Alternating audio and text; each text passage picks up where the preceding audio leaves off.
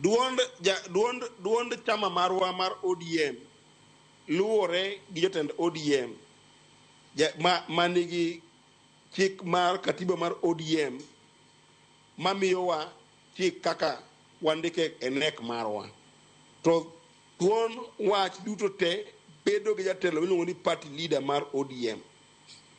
Party leader mar ODM osewuoye wach ni nyadidhigni.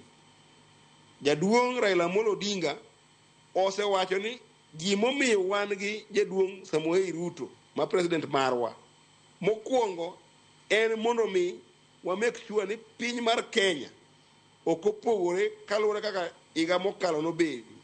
Higa mokalo nogik kuma ne piny makara jogo eko ma jo army kata jogo eko ma jo lweny ne nyalo kawo piny mariembi kaka Sudan, kaka Somalia, kaka Liberia, kaka Libya, kaka Ethiopia, kaka DRC Congo.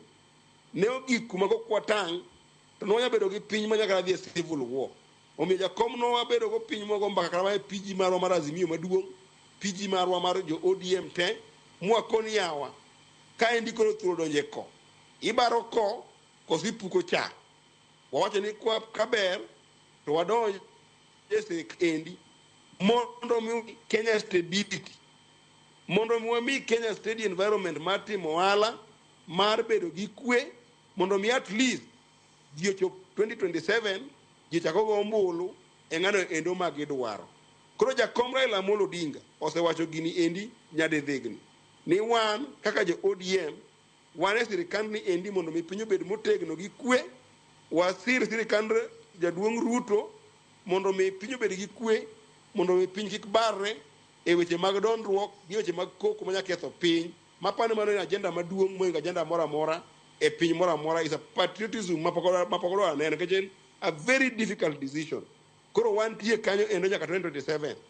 Koyo 2027 to kaka party wobo bedo piny e bwo jatendwa Raila Odinga kwa ng'iyo ni piny dhi kanye kaluwore gi gimwandiko bende piny e winjruok marwa ma kindwa gi sirikal mar UDA kata Kenya Kwanza. Koro kaluwore kaka gigo kotimore wabo decide ni wachomo kuma chal nade. Ntiere wach moro maliekore seneta ka koro watieko ni wang' ni jalup jatend piny Kenya